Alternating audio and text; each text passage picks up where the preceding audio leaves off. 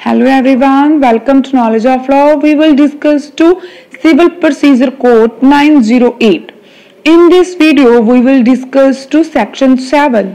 Guys, जो हमारा Section 7 है ये डील करता है प्रोविंशियल स्मॉल कोज कोड्स।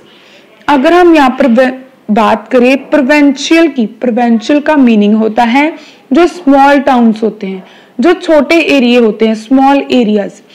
अब हम बात करते हैं जो हमारा प्रोविंशियल स्मॉल कोज कोड्स एक्ट है 1887, ये ब्रिटिश एरा में तब ये एप्लीकेबल होता था गाइस। स्मॉल कोज कोड एक्ट जो था हमारा वो एप्लीकेबल होता था। जैसे कि जो हमारा प्रोविंशियल एरियाज हैं, जैसे कि अब हम स्टेट बोलते हैं गाइस, तब ब्रिटिश एरा में जो छोटे एरिया होते थे, स्मॉल एरियाज, उन्हें प्रोविंशियल्स बोला जाता था, स्मॉल टाउन्स को।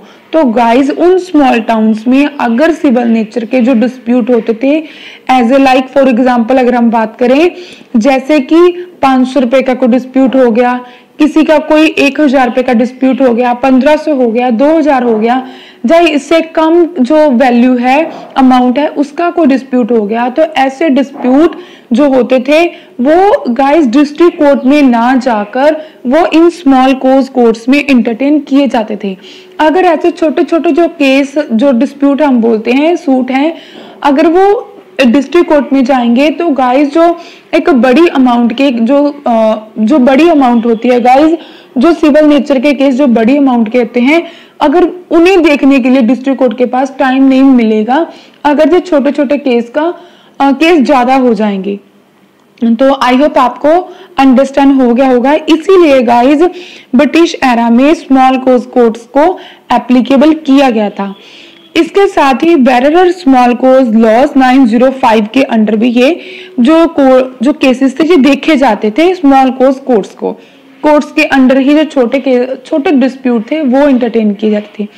बट इनमें गाइस क्या इंक्लूड नहीं किया गया था, क्या एक्सटेंड किया गया था, ये देखिए गाइस, जो सूट का कॉग्निजेबल बड़ा होता था, जिनमें कॉग्निजेबल होता था, वो जो स्मॉल कोज कोर्ट्स हैं उनके पास ये पावर नहीं होती थी कि जो जिस सूट का कॉग्निजेबल बड़ा है उसे एंटरटेन करने की स्मॉल कोज कोर्ट्स के पास पावर नहीं होती थी।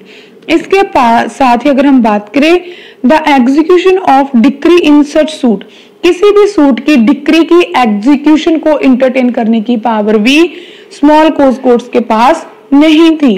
इसके साथ बात करें the execution of decree against immovable property, means जो इमूवेबल प्रॉपर्टी है उसकी जो डिक्री है उसके अगेंस्ट जो एग्जीक्यूशन है, means execution of against immovable property, इसकी जो एग्जीक्यूशन है उसको भी एंटरटेन करने की पावर इस कोर्ट के पास नहीं थी। गाइस इसके साथ ही अगर हम बात करें जो हमारा सेक्शन 9 है, 91, 92, 94 और 95, जैसे कि order for the attachment of property of immovable property, means जो भी हमारे ऑर्डर हुई है, अटैचमेंट हुई है प्रॉपर्टी को अटैचमेंट करने के, इमूवेबल प्रॉपर्टी को, वो भी इनके पास पावर नहीं थी। जैसे कि इंजंक्शन वगैरह, वो भी इनके पास पावर नहीं थी। गाइस इसके साथ साथ जब इमूवेबल प्रॉपर्टी के लिए रिसीवर अपॉइंट किया जाता था, वो भी हमारे स्मॉल कोज कोर्ट्स के पास पावर नहीं थी। इसके साथ अगर हम बात करें सेक्शन 96 टू 112 एंड 115, इन केसेस में अगर कोई केस होता था उनको भी डील करने की पावर स्मॉल कोज कोर्ट्स के पास नहीं थी।